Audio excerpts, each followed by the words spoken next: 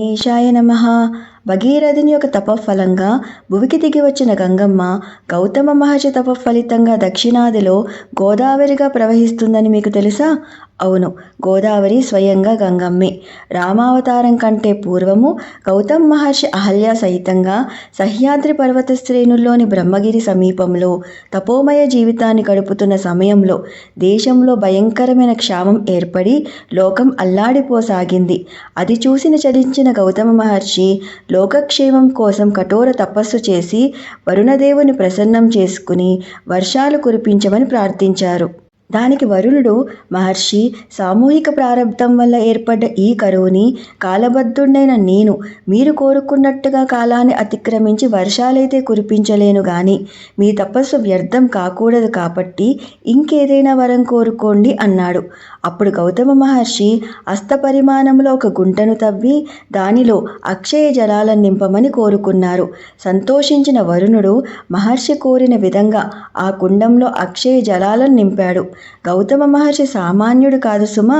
జల విజ్ఞానాన్ని, వ్యవసాయ న్యాయ శాస్త్రాలను లోకానికి అందించిన గొప్ప శాస్త్రవేత్త.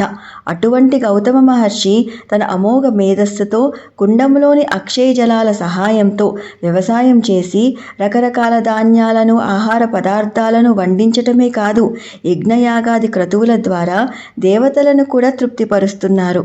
ఇది తెలిసి ఎంతోమంది ఋషులు ఎక్కడెక్కడి నుంచో తమ కుటుంబాలతో సహా వలస వచ్చి గౌతముని యొక్క ఆశ్రయం పొందారు. ఆనాటి నుండి వారందరికీ ఆ అక్షయ జలాలే ఆధారమయ్యాయి. ఇలా చాలా కాలం గడిచింది.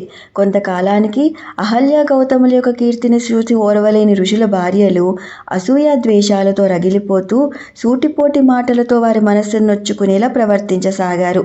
ఇంత జరుగుతున్నా పుణ్య దంపతులు మాత్రం మౌనంగానే ఉన్నారు. దానికి వారు రోషంతో ఆ దంపతులకు వ్యతిరేకంగా తమ భర్తలను రెచ్చగొట్టసాగారు.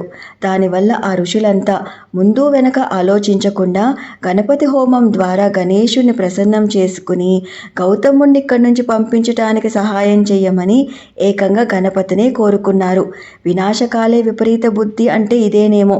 వారి దుష్టబుద్ధికి కోపగించిన గణేశుడు వారిని మందలించే ప్రయత్నం చేసి విఫలమై ఎవరి నుండి ఉపకారాన్ని పొందారో ఆ మహాత్ముడికే కీడు తలపెట్టాలన్న మీ దుష్టబుద్ధే మిమ్మల్ని సర్వనాశనం చేస్తుందని హెచ్చరిస్తూ వారి కోరికని మన్నించాడు. అటుపిమ్మట గణేశుడు ఏం చేశాడు? గౌతమ మహర్షి కోసం గంగమ్మ మరోసారి భూమికి ఎందుకు దిగివచ్చింది? తెలుసుకోవాలంటే త్వరలోనే మళ్ళీ కలుద్దాం. సర్వం శివార్పణమస్తు. స్వస్తి. Please do like, share and subscribe. Krishna Sakhi.